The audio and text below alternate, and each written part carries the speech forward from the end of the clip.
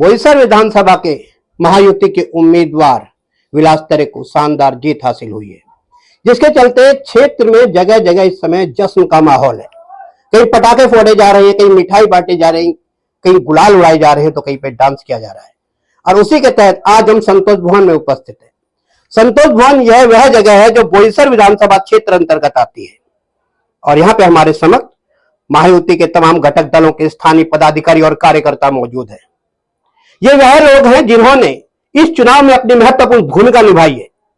इन्होंने दिन रात प्रचार किया है, लोगों के घर घर तक पहुंचे हैं। महायुति के विचारों को लोगों के घर घर तक पहुंचाने में इन सबकी बड़ी ही महत्वपूर्ण भूमिका रही है।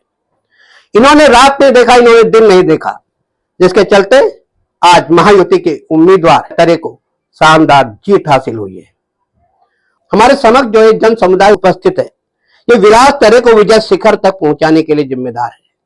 इन्होंने रात नहीं देखी, इन्होंने दिन नहीं देखा, लगातार अपने मुकाम पर लगे रहे, जिसके चलते आज विलास तरे को यह मुकाम हासिल हुआ है। ये जो तमाम जो उपस्थित यहाँ पे लोग हैं, ये युवा हैं, इनकी अग्रणी जो भूमिका है, इस भूमिका की सराहना महायुति के उम्मीदवार भी कर रहे हैं। विलास तरे का नाम अब उन विधायकों में जोड़ा जा रहा है जिन्होंने बहुजन विकास आघाड़ी के उम्मीदवार को टक्कर दी है।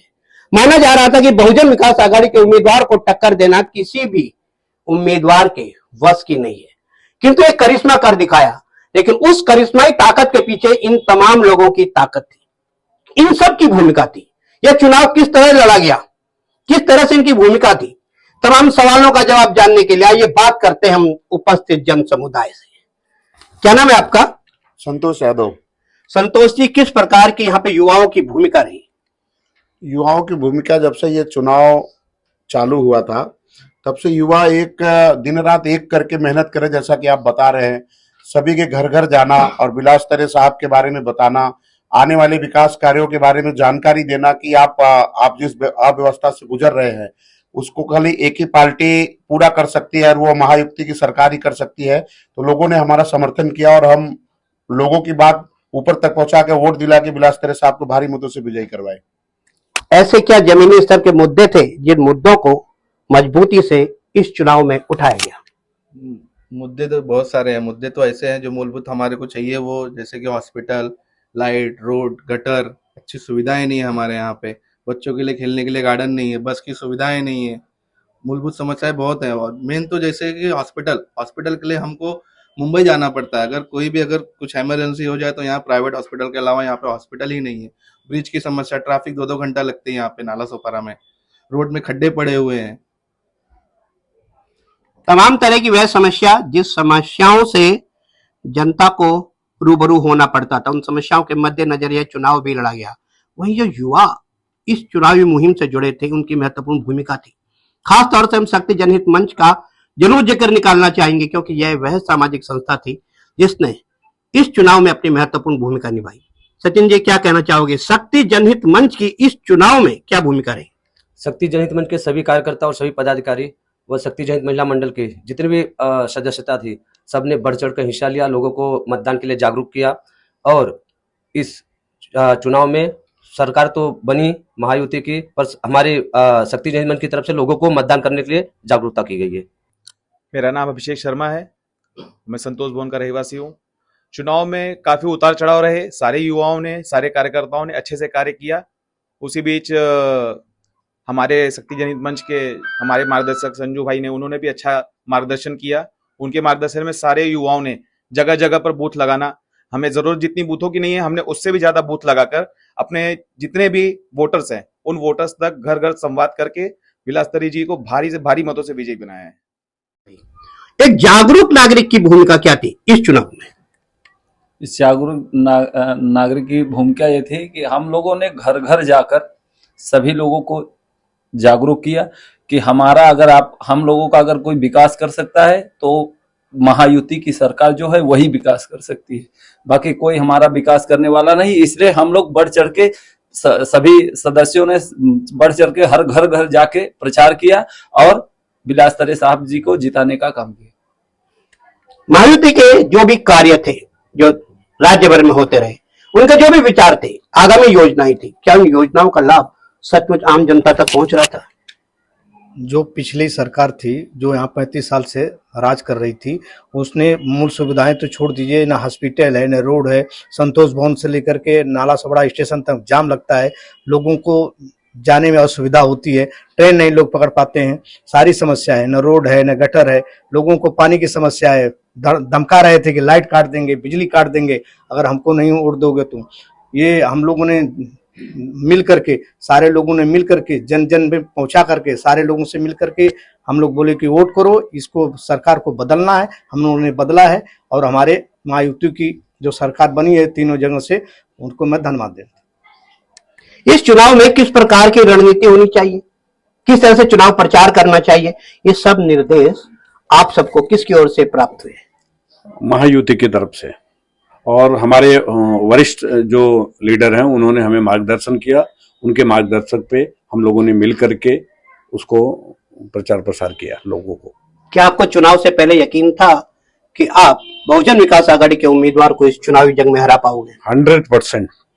कुछ विशेष रणनीति थी या सिर्फ चुनाव प्रचार में ही दम था? चुनाव प्रचार में भी दम था, और उनके हम अपने कार्य को लोगों को बताकर, जिस तरीके से उन्होंने 35 सालों में कार्य किया था, उस कार्य को लोगों को जागरूक किया कि इन्होंने कोई कार्य नहीं किया हुआ है। आपको पता है जिस तरीके से आज भी संतोष भवन जैसे एरिया में चले जाओ, आज भी रोडों पे पानी लगा हुआ है। क्या ये एक महानगर पालिका में कोई भी ऐसी महानगर पालिका नहीं होगी कि जो आज भी इस समय महानगर रोडों पे पानी लगती है? गटर की सुविधा नहीं है, छोटी छोटी सुविधाएं, एक गार्डन नहीं है, तालाब को स्वर्गीकरण के लिए फंड आया था, क्या हो गया उसका पता नहीं चला, अधूरे में रुक गया। एक लसावीर पे तालाब स्वर्गीकरण के लिए आया था, स्टार्ट भी हुआ काम, बीच में बंद हो गया। मतलब यहाँ पे जिस तरीके से उनकी जो मर्जी होता है वही करते हैं। अगर उनकी मर्जी हुआ बंद कर दिए, सरकारी जमीनों पे अवैध तरीके से बहुजन विकास आघाड़ी के लोगों ने कब्जा करके रखा हुआ है।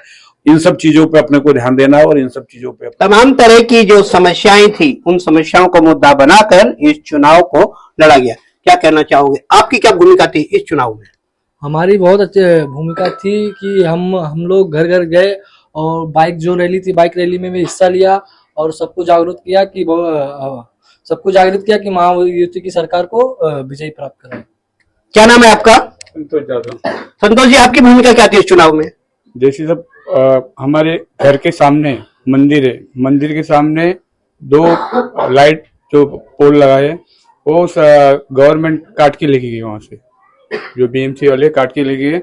हमेशा उधर अंधेरा रहता है और उधर रोड भी नहीं बना है, और ऊपर से हमारे शिव शक्ति मित्र मंडल का यहाँ नवरात्रि बैठते हैं, नवरात्रि उत्सव होता है, उधर देवी लाने के टाइम पे, विसर्जन के टाइम पे रोड भी नहीं बनाया उधर। तो सब देख के सब हमारे युवा कार्यकर्ता सब भड़के हुए थे, बोलते ये बार अपने कुछ सरकार बदलना है, कुछ नया करना है। इसके लिए सबने सहायता की हमारे साथ में मिलके, और घर घर से सबको निकाल के इधर वोटिंग के लिए लेके चले। मतलब तमाम तरह की समस्याएं थी, जिन समस्याओं के मद्देनजर युवा यहाँ के एकत्रित हुए। आपने क्या किया है इस चुनाव में? इस चुनाव में मैंने सबसे पहले लोगों को जागरूक किया कि आप सभी लोग अपने मत का संपूर्ण उपयोग करें और मत जाके मतदान करें और महायुति की सरकार को चुने, और अपने जहां आप रह रहे हैं वहां के लोगों में, मतलब वहां के परिसर में एक परिवर्तन लाए, एक अच्छे समाज का शुरुआत करे। तमाम बातों से पता लगता है कि युवा वास्तव में काफी जागरूक रहे। आपकी क्या भूमिका रही इस चुनाव में? जैसे कि यहाँ पे परिवर्तन आना ही चाहिए था जहाँ पे केंद्र के लिए, और यहाँ पे जो भी 35 साल से जो राज किया है, उन्होंने सिर्फ यहाँ पे लूटना ही सीखा है। आज के जो भी कार्यकर्ता यहाँ पे हैं, जो भी बहुजन विकास आघाड़ी के कार्यकर्ता थे, जगह जगह पे जाके बस वहां पे ये कनेक्शन, वो कनेक्शन, पानी से लेके वो कनेक्शन लेके सिर्फ कमाना सीखा, न कोई सुविधा दिया, न कुछ।